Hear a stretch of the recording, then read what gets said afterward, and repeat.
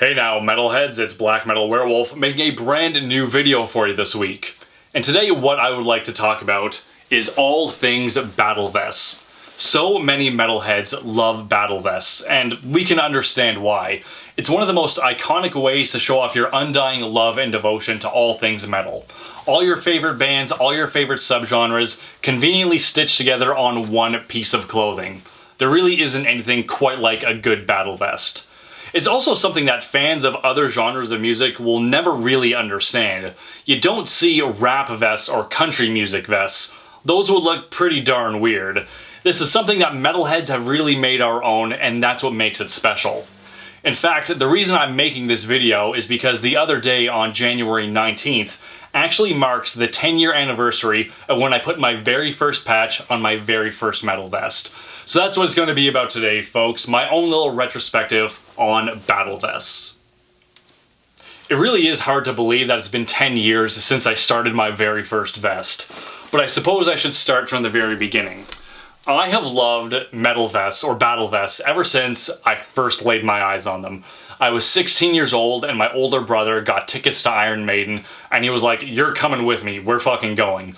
So we took the 5-hour drive down to Toronto to see Maiden, and that happened to be one of the best shows I've ever seen. And as I was standing there in the crowd just taking in this amazing show, I saw this guy in the aisle with long dark hair, a denim vest covered in patches, and he was just air guitaring his heart out.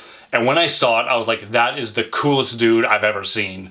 At the time, I was way too shy, but all I wanted to do was just tap him on the shoulder and just talk to him about metal, about Iron Maiden, about the patches on his vest, where did he get them? That's all I wanted to do, but I just couldn't bring myself to go talk to a stranger in the middle of a concert. Now I can do that no problem, but at the time, I just couldn't do it.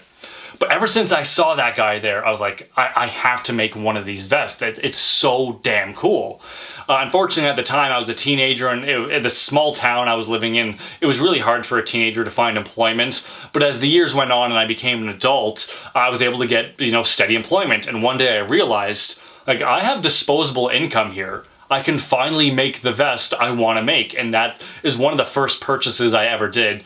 I went on eBay and I found this black denim vest, and at the time I don't really understand my logic because I bought a large, and looking at me you can clearly tell that I'm not a large anything. I'm kind of tall, but that's about it.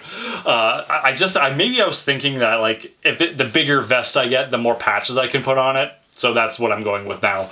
So I got this, and I just waited for weeks for this to show up in the mail. So when it finally showed up at my place, I was like, yes, finally, I got my denim vest that I can make a battle vest. And then I realized, oh crap, I don't have any patches. So I had to jump back on eBay to find my very first patch. And at the time I was debating what I should get. Should I get Rob Zombie, Marilyn Manson, Iron Maiden, Metallica, Slayer? And I ended up deciding on this Cradle of Filth patch. Now I know a lot of people don't like Cradle of Filth, and I can see why. They've made some really shitty albums, but in my opinion they've also made some really good albums too, and those are the ones I like to focus on. But what I liked about this patch, it actually kind of features their former guitarist Paul Allender, and I thought that was really cool because usually it kind of focuses on the logo or the lead singer or something, but this to kind of focus on the guitarist as a vampire, I thought that was really cool. So okay, that's going to be my very first patch. So I ordered that online, and I had to wait a few more weeks for that to show up, and I finally got it, and I was like, yes, finally, I got the vest, I got the patch. And then I realized, shit, I don't know how to sew. So learning to sew was its own little mini adventure, because I approached so many people asking if they could teach me, and they always wanted to know why, and they would always say, well, if that's what you're going to do, then I'm not going to teach you. And I thought that was so obnoxious. I'm trying to learn a pretty basic skill here, and I'm reaching out for help, and nobody was willing to help me. And of course, I wanted to learn how to do it myself, because in my opinion, there is nothing more lame than getting your mom or your grandma to sew a metal patch on a vest for you. That is so uncool. So I had to do it myself. So what I did was I went to Walmart, and I got a shitty little sewing kit, I have that sewing kit to this day, and that is what I still use. And I went on YouTube and I just looked up so many different videos on how to sew and just kind of pieced it together myself. I'm like, okay, well, this person is doing it this way, and that seems good. And this person is doing it that way. So maybe if I kind of combine those two techniques, it'll work out really well. So, you know, by no means am I a master sewer, but I've been able to get plenty of patches on these vests and they've been able to stay on. So I must be doing something right. So once I taught myself how to sew and became somewhat proficient at it, I immediately jumped online and just started amassing as many metal patches of my favorite bands as I possibly could. Now, to some battle vest purists, their idea of going online and buying a patch is like sacrilege.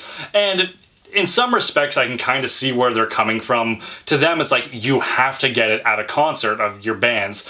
But at the time, I was living in a small farming town in Canada in the middle of nowhere.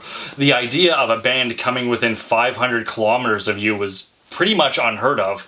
So pretty much going online and getting all my favorite bands was the only option, the only realistic option, really. The idea of driving down like 500 kilometers to Toronto just to buy a $10 patch at a concert, that's not really realistic. I mean, that would be great if I had that kind of time and resources, but going online and just buying them there was just far more convenient and cost efficient than going through all that work to get a $10 patch, right? So, yeah, I just started covering this thing in my favorite patches. Bathory, love Bathory, that's going on there. Metallica, they've made some pretty good albums, that's going on there. Dio, are you out of your mind? Of course Dio's going on there. One of my favorite metal TV shows, Todd and the Book of Pure Evil. I didn't even know they made patches, but I found one, and here it is on my vest. It's been on there for years. And after I covered this thing in patches, I became so proud of it. And in that town, I was literally the only person with a battle vest, or at least the only person willing to show one off. And I wore this everywhere. If I was going to the movies, I was wearing this. Hanging out at my friend Mark's place, I was wearing my vest. I was invited to go bowling, I'm wearing this to go bowling. And I'm still just as proud of the vest now as I was back then. So after I finished covering my first vest in patches, I was like, okay, I want to do something different, because this has quickly become a very addicting hobby. I want to go online and get more patches and do different things. So I thought, let's do a horror movie vest. And at the time, I'd never seen anyone else had done that before. Now, I don't think I was the first one to ever do it, but at the time, I thought it was a pretty original thought. So I went online, I found a whole bunch of websites that sold horror movie patches, I got myself a pitch black vest, and I just covered that in horror movie patches. Plenty of you have seen it on my channel. If you haven't, there are videos of it. So yeah, I just made a horror movie vest, and next thing you know, people got inspired by that, and they started making their own horror movie vests. And people are sending me pictures of theirs, like, oh, check out this patch I got, look at my vest. I'm like, oh, that's awesome, man, throw more on there, I can't wait to see what you do. And it just became this whole other community of horror movie fans who also obviously like heavy metal coming together and just making even cooler vests. Of course, once I finished my horror movie vest, I want to go back to metal, and I ended up making my second metal vest. Now this one still needs a bit of work, but I decided to go a little different with this one. Instead of doing square patches, I went with more form-fitting logo patches, like this giant Ragnarok one.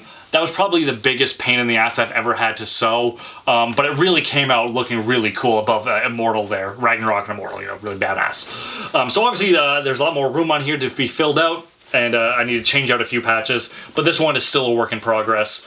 And once I started putting this one together more, I went and started making another horror jacket.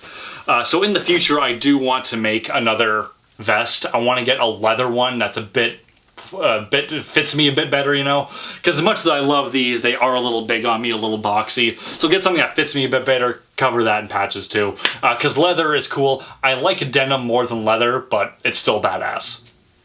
So when I started making my first vest, I wasn't really into social media. I was really just this nerdy little metal guy making my vest in my own room.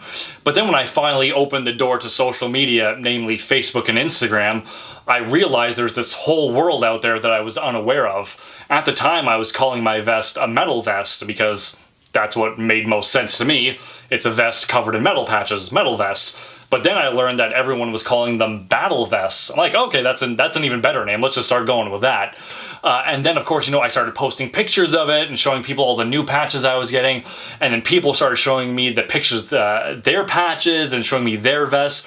And then it just became this whole cool community of all these metalheads communicating and showing off their pictures and patting each other on the back. And it just became this whole cool thing that I just was totally unaware of. So I have to say that making these battle vests have become a very rewarding hobby for me. Not only has it been fun just collecting all these patches and making my very own vests, but ever since I started posting pictures of them online or doing, one of my earliest YouTube videos showing off my first vest, so many people have reached out to me telling me that I've inspired them to make their own vests. Them sending me pictures of what they've made, all the patches they've collected, showing me what they've put together using their time in a good creative way. I absolutely love seeing that. It warms my heart to see younger metalheads making their own battle vests, wearing them to school with pride. That is so damn cool. Now, I know there's probably going to be some people saying that I'm really romanticizing battle vests to an extreme amount. And you know what? Yeah, I probably am, but I don't think there's anything wrong with that. The other day I was just sitting on the couch looking at my vest, just going over the patches and be like, I remember when I got that and I put that on. And I remember when I went to that concert and I was able to actually get that patch instead of buying it online. And then going home the next day and putting it on my patch. And it was just so nostalgic thinking back to when I was a 19-year-old kid sitting in my room just thinking like, I want to make one, and finally getting my vest and finally getting my first patch and putting it together. So am I romanticizing it? 100%. But that's what I love about it. Thinking back to when I was younger, not much going on, just having some free time to kill, and just making my very own battle vest. And I hope this video has been able to help you guys look back when you were younger, when you were a teenager, or when you were 18 or 19 or something, and getting your very first patches in your battle vest and learning how, having your grandma or something teach you how to sew.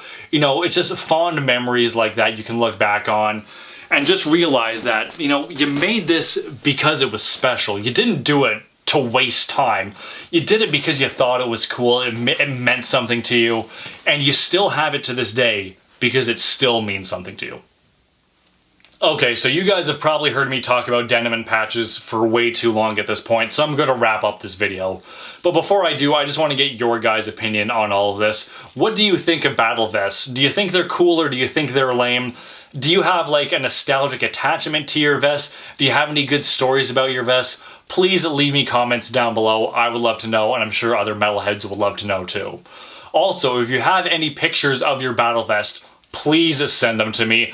I love seeing those kinds of things, and I'm sure you guys love showing them off too. So I would love to see all the pictures of your patches, any stories you've got. If you want to send them to me directly instead of putting them down in the comments, by all means, I would love to read whatever story you guys have to say. And now, like my past videos, I either do an album warning or an album recommendation, and today is another recommendation. The band is Savatage, the album is Poets and Madmen. Savatage is one of my all-time favorite bands, and this album kicks ass from beginning to end. My personal favorite song on here is There in the Silence, but every single song on here is solid. It's, in my opinion, like a perfect album. There's no bad songs on it. So once again, Savatage, Poets and Madmen. So that's it for today's video. If you like what you saw, don't forget to like and subscribe. Leave me a comment, let me know what you thought of today's video, checking out some of my past videos, and sharing them with a few of your friends while you're at it. If you would like to keep up with me on a more daily basis, you can follow me on Facebook and on Instagram. I also have patches for sale, so if you would like to get your very own, you can click right over here. There's also a link down in the description. Overall, thank you very much for watching, guys, and don't forget to stay brutal.